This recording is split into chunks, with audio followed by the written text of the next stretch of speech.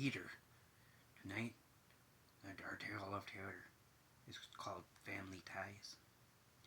It is about a man who cleans at a mall, and about mannequins who also reside at that same mall. Again, this is Family Ties. Enjoy. The baby lay in the pram beside the chair, dressed in a black hooded onesie. It seemed to stare up at Ronnie with its featureless face, the blank visage almost an exact duplicate of that of its mother, a mannequin dressed in an ebony evening dress, who also seemed to be staring at him, though neither had any eyes. Worse yet was the mannequin father, who was dressed in a suit that was supposed to be businesslike, but only looked funerary, even in the best of lighting. Ronnie swore he saw the father's head move once. Ronald Ronnie Wilson worked at Serling's Mega Mall and absolutely loved his job.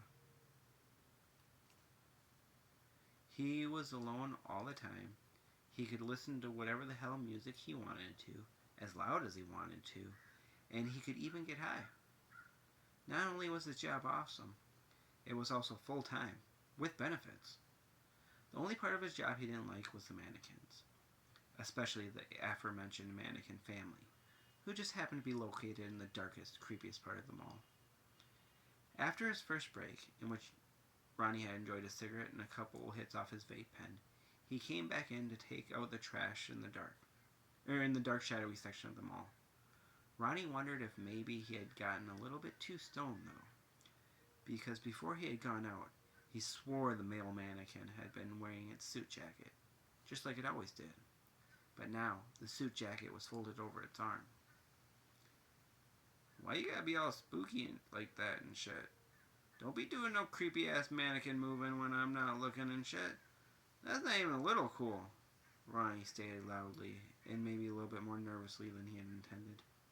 No sooner had he finished his sentence, the male mannequin turned his head around and turned his head toward the spooked custodian, and so did the female, at almost exactly the same moment. Ronnie could feel his blood get hot and his lungs tighten. He had never experienced anything close to this full-body paralyzing fear like he was feeling right now. He started to scream just as the baby mannequin turned to look at him in the gross imitation of his parents. Ronnie turned to run away, panic gripping every nerve in his body, but not before he reluctantly witnessed the male and female mannequin's legs begin to move.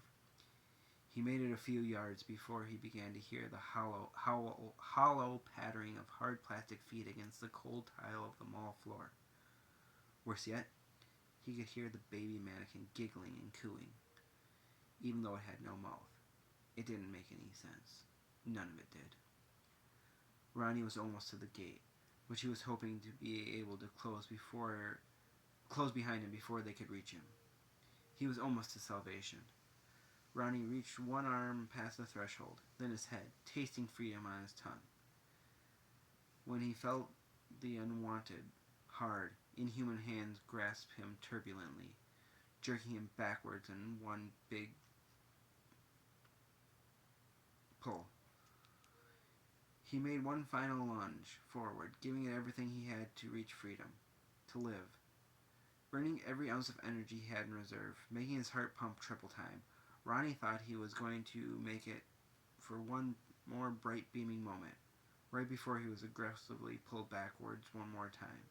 This time he was pulled down into the darkness, into the deep shadows. It wasn't long before the mall began to echo with his screams of agony, intermixed with the baby's cherubic giggling. The end.